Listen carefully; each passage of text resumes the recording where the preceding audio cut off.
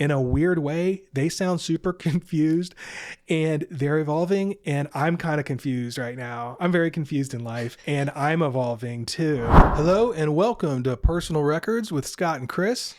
Welcome to another episode. Today we're going to get into, once again, more of our favorite albums and records. And it's going to be a little bit different topic today, especially the year. What year are we going to hit on? It's the year 2000.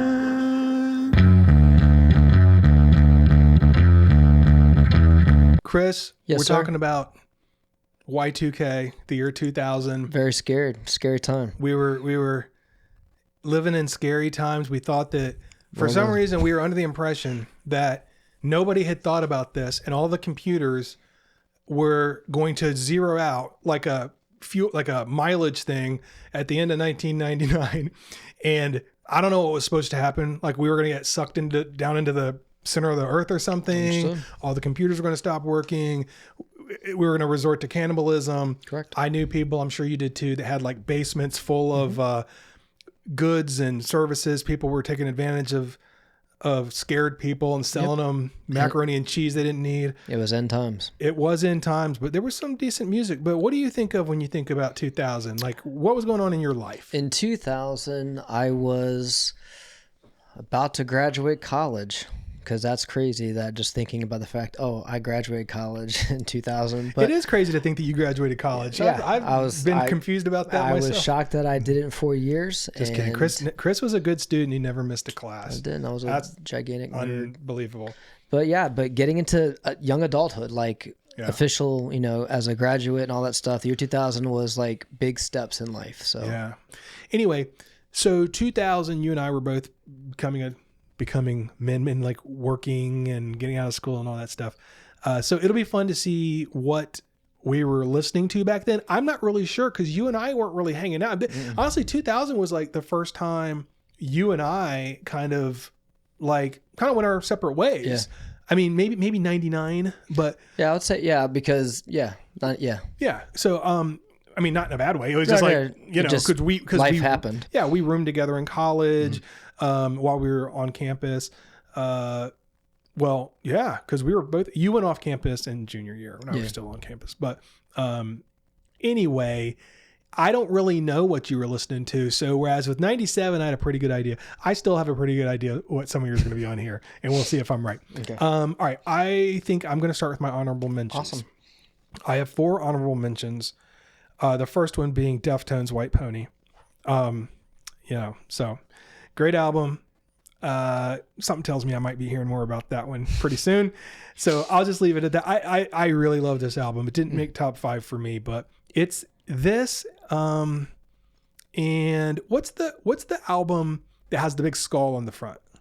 That was their self-titled, I believe. That's why I can't think of the name of it. Those are the 2 that I still put on. Mm-hmm. Queens of the Stone Age, Rated R. I really, really like that album. It kicks off with the nicotine, Valium, Vicodin, marijuana, ecstasy, and alcohol. And you're like, okay, we're in for this thing. And then it's like cocaine. And I had heard of Queens of the Stone Age, but when I listened to that album, I was like, oh, okay, this is what stoner rock is. This is cool. Didn't think it'd really be up my alley, but I loved it. Lost Art of Keeping a Secret was like the biggest song off of that.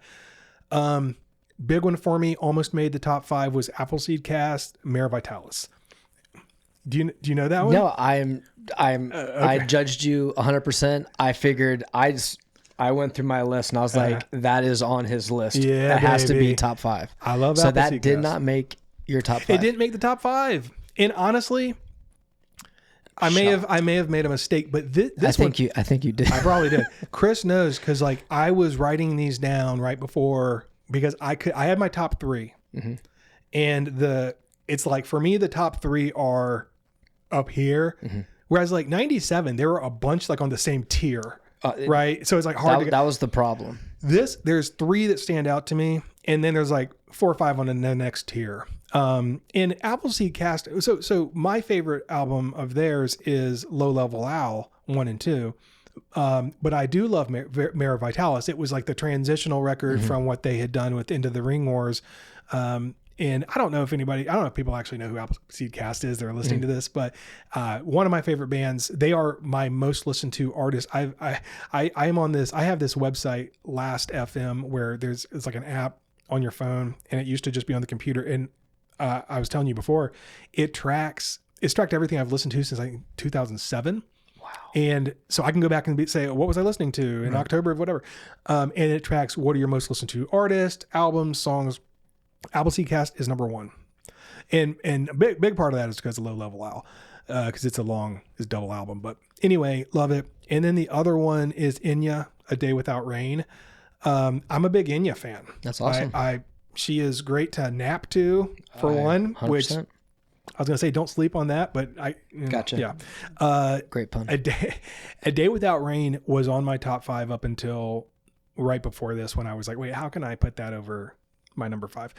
And it's got the song Wild Child, Only Time. If you've probably heard these songs, if you heard them, you'd be like, oh yeah, I've heard that song. It's been in a bunch of movies and TV shows. Enya's cool. Enya lives in a castle, like with a bunch of cats, and she just makes music, you know? Is she happy? I imagine so. I mean, she makes really cool music. All right, so those are my honorable mentions. Cool. What you got? I pulled together 3 because, like I said, when I was looking at like the list of all the things that came out in 2000, I was like, okay, I'm not gonna go overboard. I'm gonna try to like stick to like, you know, whatever. But 3 of my honorable mentions I think make sense. One of them probably like that's so left field, but there was a band called Cold. They were considered a new metal, whatever. Yeah. This is their second album. It was called 13 Ways to Bleed on This Stage. And it was a really, really good record. I'm sorry, not to cut you off. We need to do like a drinking, even have nothing to drink here, game of every time one of your albums has like blood in it. Like, but anyway, I'm sorry. Go ahead. But it was a really good album because it was their sophomore LP, and it was just a great album. Like, they definitely I think they got lost probably in the shuffle of all the stuff with all the new metal acts and different things. But it's a great record. The second one was a band called Blindside, and this was an album called A Thought Crushed My Mind. So this was technically, I guess, their sophomore release, but they went completely different. This album is was this before or after Everything You Wanted to Know About Silence? Isn't that them? That's Glass Jocelyn. Oh, I've lost my mind. Okay. So remember that Blindside came out their one album. Yeah, that we listen to all the time. And then this was like their major label debut. This was their second one after that. And then after that came Silence. That's what you're thinking. I'm thinking Silence. Yeah. Okay. So this kind of came out, but what was weird is that this kind of got like, it came up, but it got shelved. So like when they started when the whole era started, when they're putting out like Spotify and different things, you could not find this. It wasn't put out, but it's a really great, it's a heavy record. It's very, very fast. It has definitely like a Refused type feel to it. But it was a great album. So that was a big one that came out in 2000, but like I said, it was one of those albums that kind of got buried. You know, it just, all these other popular things came out. It didn't really stick out. Yeah. And then this one, it's not like this is like by far my favorite band, but I remember when this album came out, and that was Linkin Park's Hybrid Theory. Oh my gosh. So that came out, you know, and you know, this was definitely the height of the rap rock type thing, but overall it was, Hybrid Theory is a really, really great record. So that's honorable mention. So I don't remember this, but they were supposed to open. This is right when they came out. Their album came out, and this is before they got like any like radio thing. They were supposed to open for, I believe it was Primus, POD, and Linkin Park, and Linkin Park was going to open for that. Wow.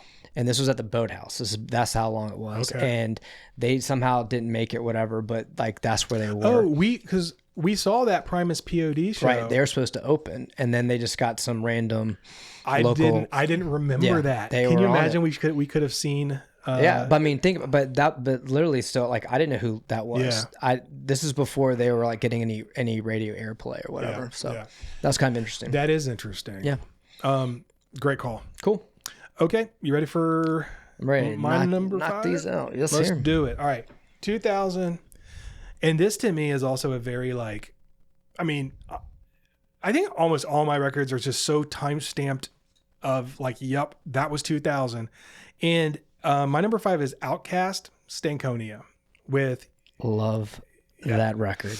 Love it's so that record. good. It's just like, it's fun. It's poppy.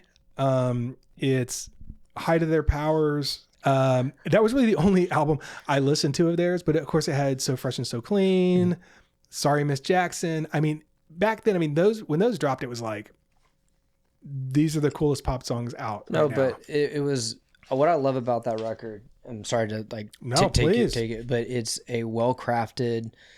They're super talented, and they were also different than also what was kind of happening even in the rap genre. Yeah, like they were different, and they were that record was such a fresh thing. It was awesome. Yeah. So, and I know, and that's why like So Fresh and So Clean is such a perfect like song, in that it sort of describes to me how I think about that album in a weird way, because it was fresh and the production was really clean, if that makes sense. And like I said, it really just had a real punch to it. The two of them like alternating how they did, it was just such a great sound. Well, it reminded me a lot of like Nice and Smooth from the 90s. That's exactly how it was. Like he had his voice, voice. And as they came in from verse to lyric or chorus, and even that, like some of their songs, like, you know, it might've been driven by this one person, it all flowed together. Yep. So that record is outstanding. I remember, you know, having that CD and just having it on repeat. So what's your number 5? My number 5 is a band called Taproot, and the album is called Gift. So why this was a great record is because back in 1999, as you know, back in the day, you would get CD samplers. I got a CD sampler with 2 demos from this, and I remember hearing about this band, and I checked it out, and I loved it because the songs, like, he's singing, but also would add some screaming to it. It was heavy. I really liked it. It wasn't, you know, I guess it got kind of labeled the tag of new metal, whatever, but then kind of hearing more about it, how he basically, Fred Durst, this was a time when Limp Bizkit was big, and he was like kind of like knighting who was going to be what, and he wanted Taproot, and they said, no, thank you. And they went and recorded this album and went a different direction. But when The Gift came out, I really, really loved this record. It's a great record.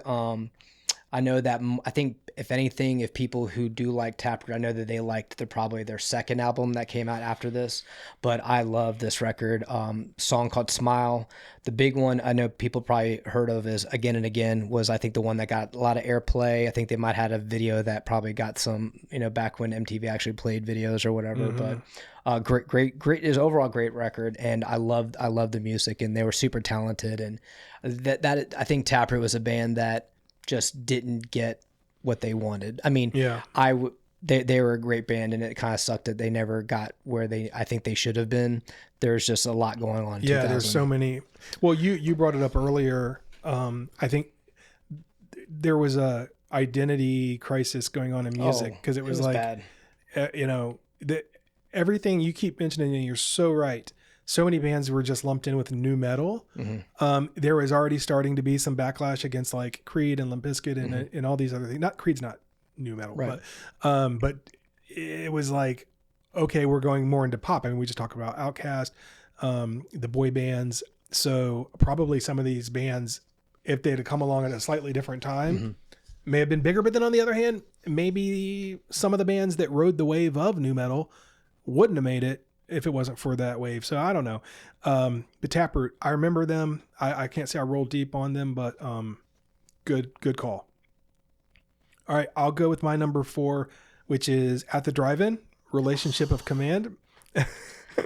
How did I miss that? Oh, okay, good. That makes up for me missing Linkin Park. I couldn't leave this one off. This is one that I initially, here's the thing with At the Drive-In. Never heard anything like it. And so my story with them was I downloaded, they were, One Arm Scissor was the first song I ever downloaded off the internet, because you remember when I remember not having like a fast computer, a good computer, but you're hearing that, hey, Napster, man, you can like download music. And I'm like, no way, you know, because up until that point, I mean, if you wanted to listen to something, you had to pay $20 for a CD. And I don't know about you, but like, I mean, I didn't have $20 to go keep picking up CDs at Best Buy. I mean, every once in a while I treat myself to a CD, but the idea of like on demand music, and you're telling me I can just like, and I, you know, and of course there's the moral thing of, I would say in hindsight, I think that it was for me, like, I don't feel bad about downloading the stuff I did because so many bands I would have never listened to. And now I'm out, you know, buying their record, going to their shows, doing all these things. Right. So I guess it's a very complicated thing, but I remember being at my wife's house at the time. Mm-hmm. And yes, I was married at 20. I was 21 when I got married. I was 22 at this point. And they had a fast computer. And I'm sure I put so many viruses on that thing. I downloaded like some janky off-brand Napster thing. I was like BearShare or something. And the first thing I wanted to hear is because I had heard a little bit of that song somehow before. Mm-hmm. And I was like, I need to hear more of that. And I downloaded that song. I just remember sitting at that, you know, Windows 95 computer or whatever it was on a Winamp player, listening to One Arm Scissor. And I was like, this is the greatest thing I've ever heard in my life.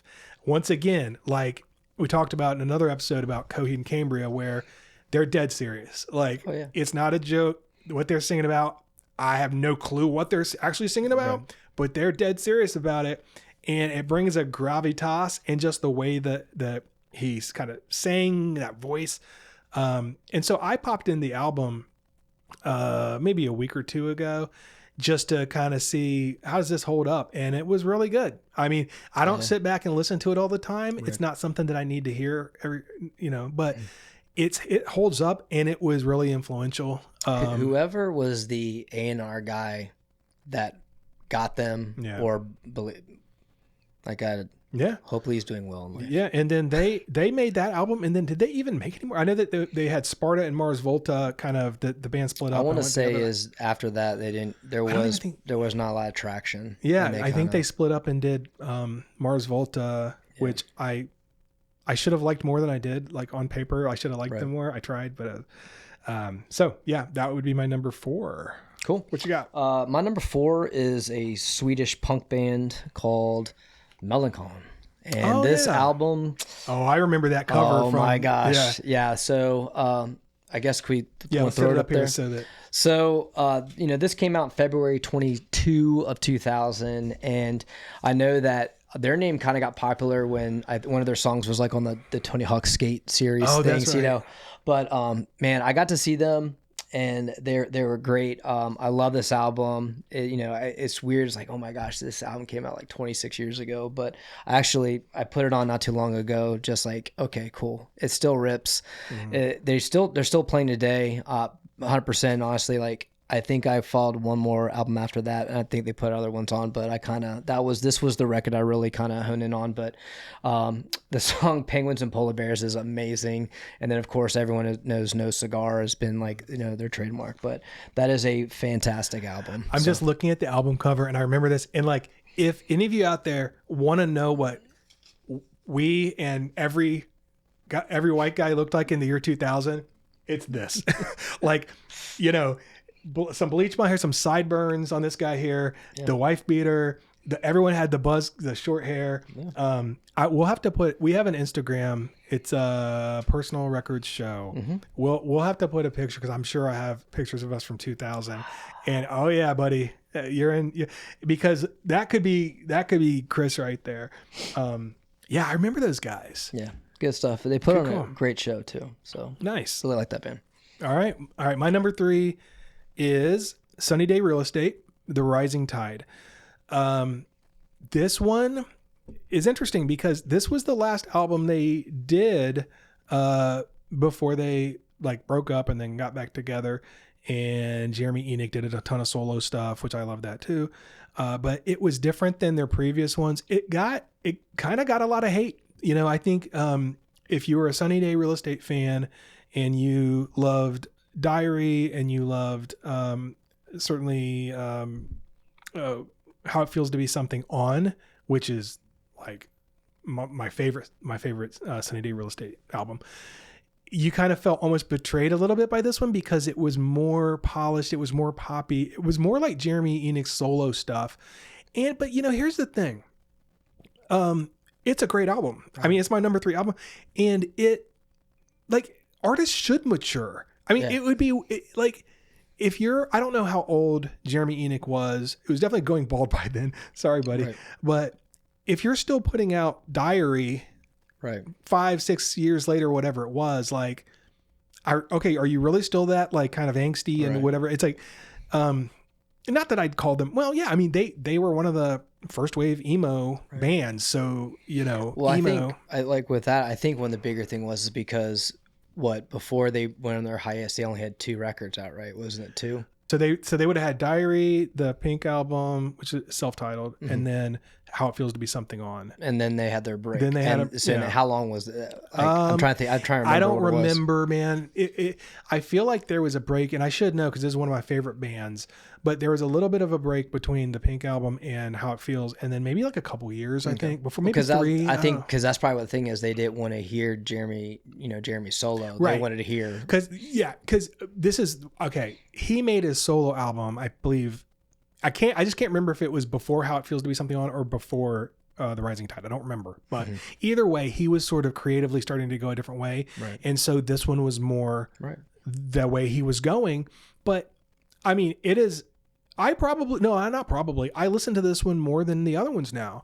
And I mean, I'm old and maybe that's part of why, but it's just a really pretty album. So many good songs. I think my favorite song is Snibe, which is a great song.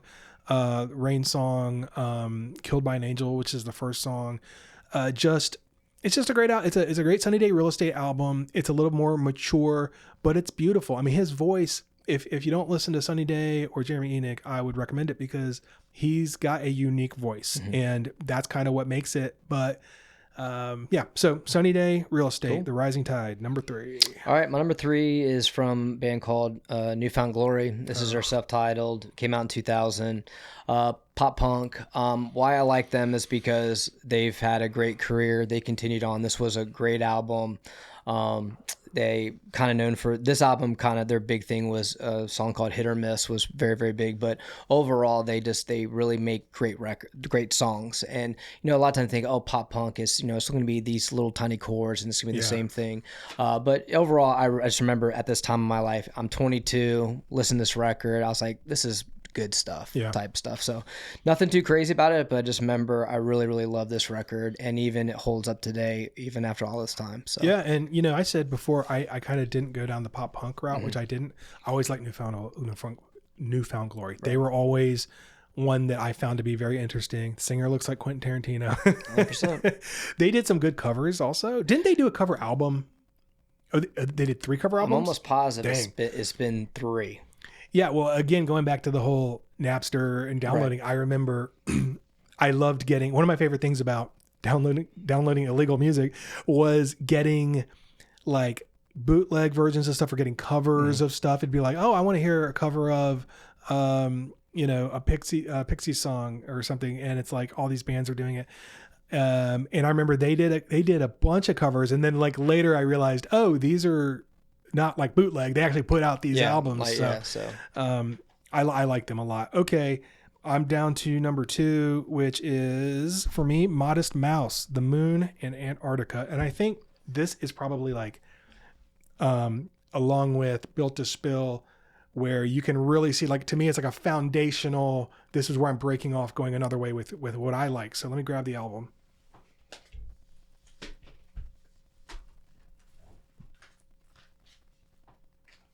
Modest Mouse, The Moon and Antarctica. I had heard, so one thing that that happened to me was, again, with the internet, I started really exploring music, and I would just hear a band name and be like, because, I'm a very curious person. That's why, I had a whole podcast about words and phrases, because my whole life I've wanted to know, what does that word mean? What does that phrase mean? I have to know, so let's figure it out. Somebody tell me. And then when the internet came along, it's like, you can find out anything. And I'm the same thing about bands. It's like, I kept hearing Modest Mouse. I'm like, I got to figure out who these guys are. And so there was this website that I used to go to called Art of the Mix. And it's kind of funny because it's so dated, because what you would do is you'd have your screen name Mine was Brave Little Toaster. And we would, you would like make a playlist, but you didn't actually get to stream the music because we're still on dial-up at this point, right? So you're just listing like a theoretical track, right? But what would happen is you'd make friends on this website and you'd burn CDs and you'd trade them by mail. So anyway, I got a CD in the mail by somebody I traded with, and it had Dark Center of the Universe, which is one of the songs on the album. And I was just so intrigued, and I eventually got the CD. This is a long album, but in my opinion, no filler on it. I mean, I'm still amazed every time I put this album in that the first like 5 or 6 tracks, I'm just like, how can each song be so good? Like it's incredible. And so they made the biggest Modest Mouse song that probably people know is called Float On. You've probably heard, it was really big it came in the album after this, which was good news for people who love bad news.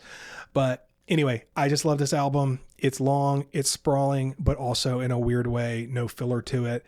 And it's like, to me, a seminal indie album. I mean, not just to me, it is a seminal indie album, but it really shaped it. Like, you were saying in another episode about when you heard Zayo, you were like, oh, okay, this is my jam. That's kind of how I felt when I heard Modest Mouse.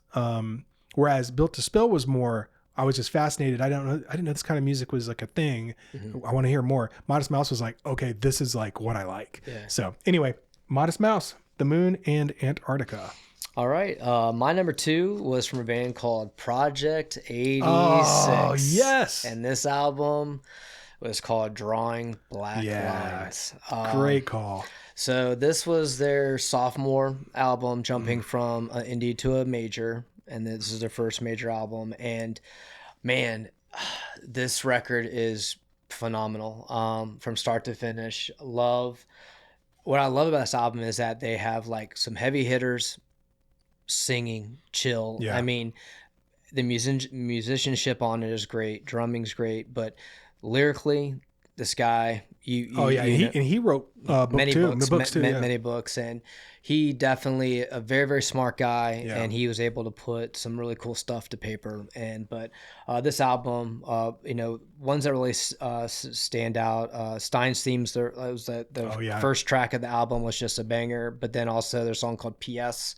Chimes, and then my favorite song off this record is called Chapter 2, and it was just it gets me pumped. Listen to it. I mean, it's just a great record, but this was just like almost an album. Like I was shocked when I heard it, just because at this time it was so good, especially like I said, with all the stuff that was, there was just so much stuff getting pushed through, and as labels were trying to like, okay, you sound like this band, go sound like them. They did the opposite, because their first album, was very considered rap rock. They were like considered like Payable and Death stepchild type thing. Yeah, but I was going to ask you a question. Who do you like better between them and POD? We can't do that. I know. I feel like I can't do it, but like, no, I don't. Not today. Okay, maybe that's it. Well, we have other topics. We got other topics, which I would love to approach the subject later. But it's a big question. But what I'll say this is, I think what I loved about it is that I expected, okay, this was going to be like you said, and it wasn't. Why did I can't believe that came out in 2000? It feels like earlier, but I remember when that came out too. Project 86, man. But yeah, we'll have that conversation, and we'll tell our Project 86 / POD story on another pod. We'll tease that one. We have a good one there. Yep. All right, great one. All right, I'm gonna do my number 1, and that is Radiohead, Kid A. So you knew this one, right? Did you know? I knew that there was a Radiohead, but I was wondering if this fell in '99 though. Man, this album. So this was 2000. Yeah, it came out in 2000. Everyone absolutely loved this record. Correct. Well, I would say the people that loved it, but I would also say that there were people that did not get this album. Okay. I specifically remember, I was so excited. I've never been so like blown away upon first listen. I know I've talked a lot about the first time I heard Built to Spill and but this is different. Like I already knew Built to Spill and Modest Mouse when I heard them for the first time. It was the first time I'd ever even heard them, right? Kid A, how are you supposed to follow up OK Computer? Okay. And by the way, they almost broke up trying to make this thing. They couldn't make it because Tom York, I know I said the same thing before OK Computer, but it's true. But for Kid A, they did not want to do guitar rock anymore, right? And so they've got like three with Tom guitarists in the band, and they're like, what you talking about, Willis? Like we do guitar stuff. And he's like, hey, I found this new weird thing with buttons on it. They didn't know how to use any of these like samplers and like synthesizers or electronic equipment, but Tom was like really intrigued, and the rest of the band's like how, no, like what are you talking about? And like even the drummer was like, oh, there's all this percussion that you want to do that's not drumming. I'm a drummer, like what are we doing? Now I'm not a Radiohead person, but was this the album that where a lot of Radiohead fans prior were like, I would say yes. I mean, you obviously between the Bends and OK Computer, there's a drop off, right? Because that's so different. Right. But most people were like along for the ride. Right. I think when Kid A came out, people either thought it was genius or they were like, okay, we're good. Because you were along for the ride. Oh yeah, I mean because I've liked, and we'll have other episodes where I talk about. I like whether it's a movie, whether it's music, whether it's a book. I want to be surprised. I want to be confused a little bit. I want to be curious. Like I love, like David Lynch is like my favorite director, and you know his movies you watch and you're like, I don't know what I'm seeing here, but I like it and I want to watch it again so that I can understand it. And that's what this was. There's really no like singles on here. I mean, you could maybe say the national anthem, which is the down. They played it on Saturday Night Live. It was like the most sort of like straight ahead song, but the rest of them, I mean, you're just hearing sounds.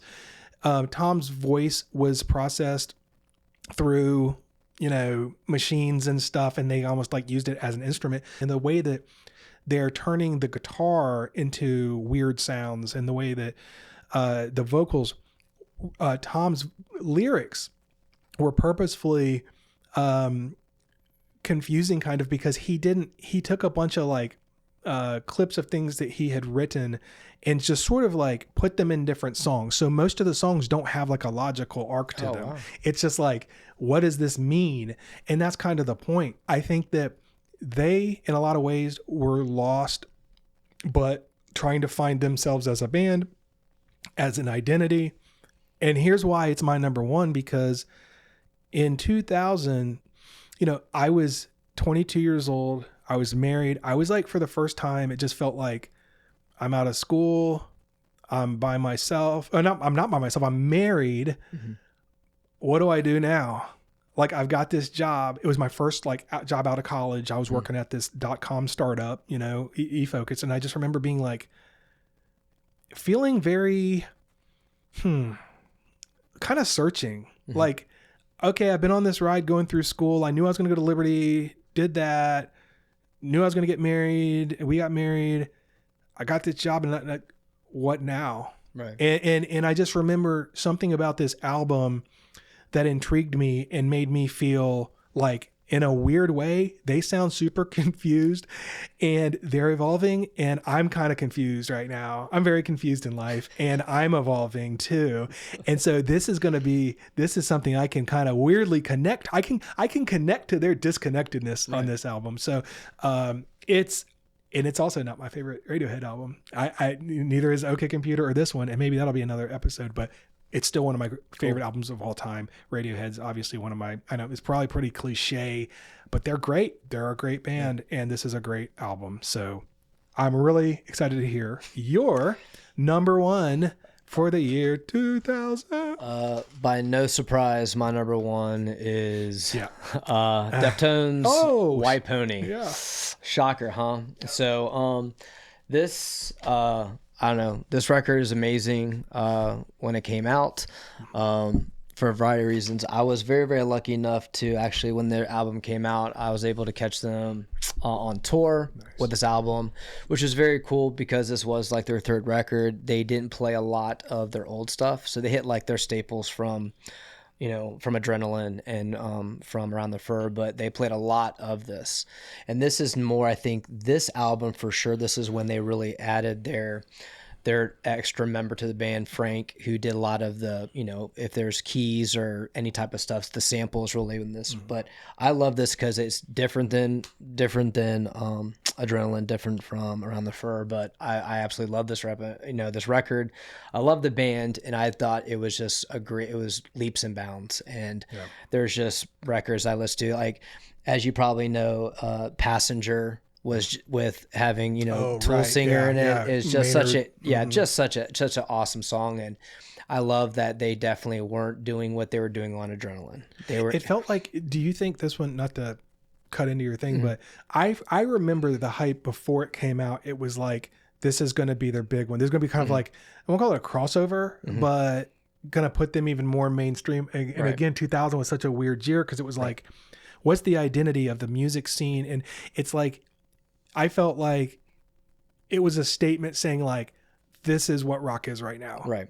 And that's what happened. I think there's an article, and you can check this out, but like they record their album and submitted it. And the record company's like, no. You have to have, which always means it's going to be good, right? Right. Like, you have to make another song. You need to have you got to have a rap chorus. Cause that's how it was, is you had your like NSYNC, Backstreet Boy pop.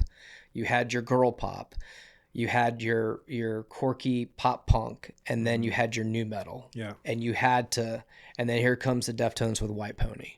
And they're not doing that. They're singing, they're adding this. You call Tool singer like, hey, I need you to jump on this song. That's not what, the label wanted to hear. So they actually, what's interesting on that record, they have the one song, they redid it again. And that, anyway, it's on the album, whatever. But it's just very, very, very cool record. Very different. Knife Party is an amazing song. Korea is sick. But Change is, I love that album. Yeah. I mean that song, of course. But so it's just an overall great record, and you still go back to it. But sadly enough, you're gonna hear Deftones a lot from my end. It's not that I'm not. What's weird is that I have their whole catalog, but I don't listen to them all the time. But I'm never disappointed when I go back. Especially, you will not get disappointed listening to White Pony. So awesome. That's great. Cool. I think the top ones that we had are like about two of the best records that came out in that era. So great job once again. We did it. And let's end. I'm gonna be straight with you. I don't have a recommendation. I want to hear what you have to recommend music wise, and I'll do better next time and find some new music. I've been listening to old stuff. I'm excited about myself. I'm gonna pat myself. So, Converge is a band I love, and they just put out an album. Actually, I think at this point they put out their second album this year. They put out two. Didn't know it was a surprise album, but I want to talk about "Love Is Not Enough." Okay, I have the record in one of my bins somewhere. It is a great record. Loved it. It's been some time since they put out some stuff, but if you are a fan of Converge, it is just a great record. It's awesome, but that's what I've been actually listening to. It's a good one. So I'm gonna try my best to stop going so heavy. No, dude. So, but I love learning about, because you roll so deep on the heavy stuff. But Converge, they also just put out like literally another record. So it was like a surprise double. Two different albums came out the same year. Wow. So, but Converge, cool. Love Is Not Enough is a great album. Awesome. Well, listen, thank you for listening to Personal Records with Scott and Chris. We did it, buddy. Yeah. See you next time.